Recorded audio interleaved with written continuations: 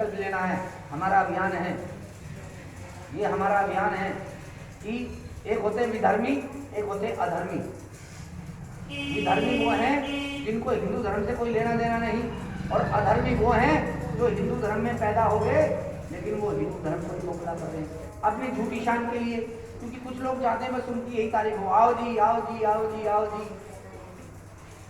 लेकिन सम्मान पैसे से नहीं, कर्मों से मिलता है। अगर आप पैर किसी से छुआने चाहते हैं तो आपको झुकना पड़ेगा, आपको सर पे हाथ रखना पड़ेगा। अगर आप कहीं सम्मान चाहते हैं तो समर्पण करना पड़ेगा।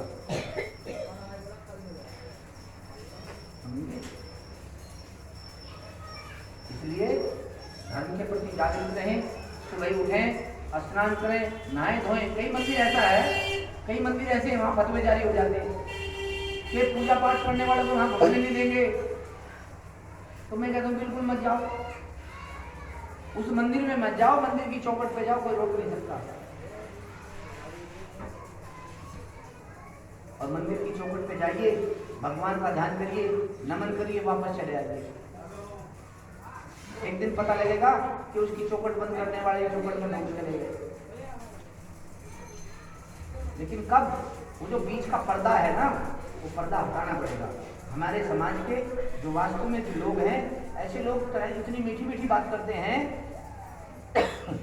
आपने अपने घर में देखा होगा, कई बच्चे ऐसे होते हैं ऐब कर जाते हैं, और जैसे ही माँ बाप आएंगे, जो ऐब करने वाला वो सबसे बड़ा भला बन जाता है, और जो बेचारा शरीफ है वो दोषी बन जाता है। और वो अपने घर में साबित कर देता है।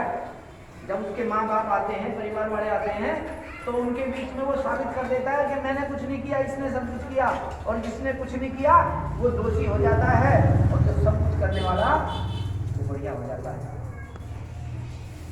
और जो माँ बाप उस पर्दे को हटा के देखते हैं, वो अपने परिवार को सही सुरक्षित चला के ले जाते हैं। और जो उसकी बातों में आके उसकी हाँ में हाँ मिलाते हैं, वो धोबी का कुत्ता घर का रहा ना घाट का। वो अच्छे को भी खो देते हैं और बुरा तो उसका बदल हो ही नहीं सकता। इसलिए ध्यान रखिए। देखिए मैं आपको 2-3 चीज बता रहा हूँ, चाहे मैं ही हूँ, मेरा एक संदेश है आपको। शुरू से मैं एक बात कहता हूँ कि हम ये मत कहिए हम फला मंदिर से जुड़े, हम फला गुरु जी से जुड़े, हम धर्म से जुड़े हैं। हम धर्म से जुड़े हैं, और धर्म और कर्म जब एक साथ मिल जाते हैं तो वहाँ एक कर्तव्य आ जाता है। तो हमारा कर्तव्य क्या है? जिस प्रकार से आज तो खैर कोई सास बहू प्यार चलती नहीं।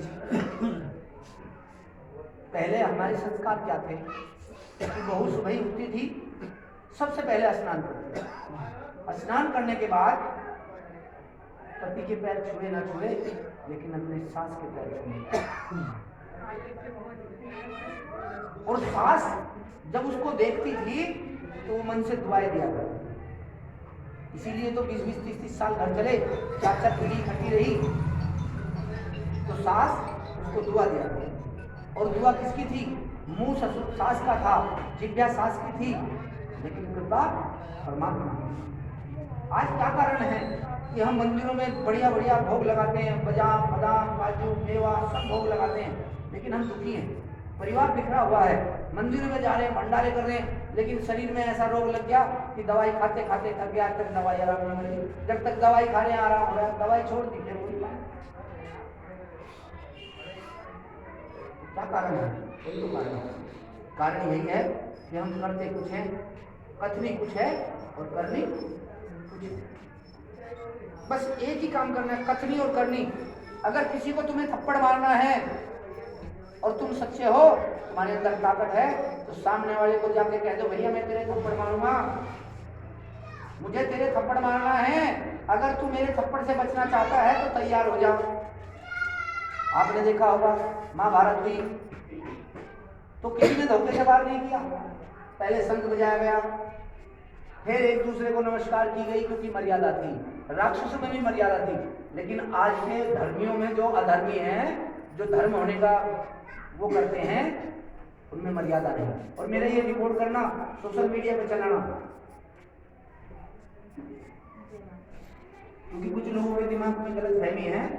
तो हम चाहते हैं कि जितना सोशल मीडिया पे चले, कम से कम उनके चेहरे उजागर करें, विद नाम के देंगे, काम के देंगे, उनके कर्मों का देंगे, पहले क्या थे आज क्या है वो देंगे।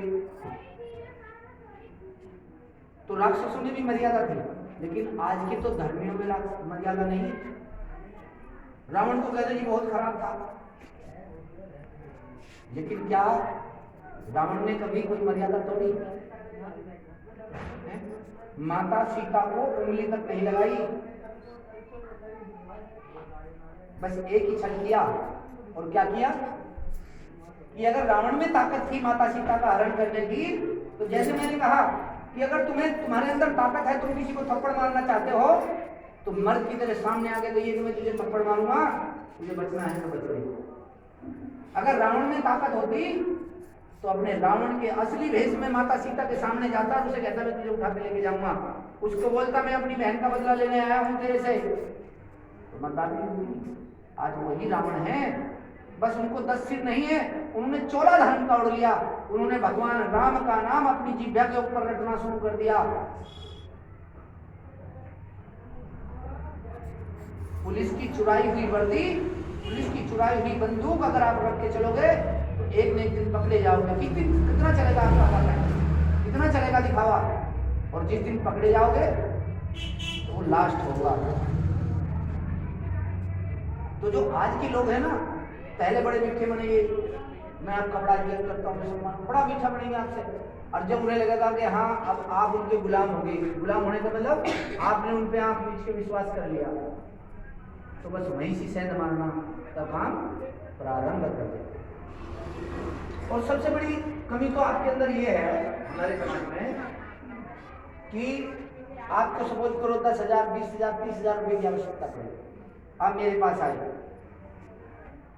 मैंने आपको कह दिया भाई 5% लूंगा, 2% लूंगा या 3% लूंगा, ब्याज भी लूंगा और भैया सोने की चैन भी लूंगा, या कान की कोई जेवर रख दे, या प्लाट की रजिस्ट्री रख दे, और तुमने वो मजबूरी में वो भी रख दी, ब्याज भी देना हम कर लिया, तो फिर काहे की रिश्तेदारी है मेरी आपकी?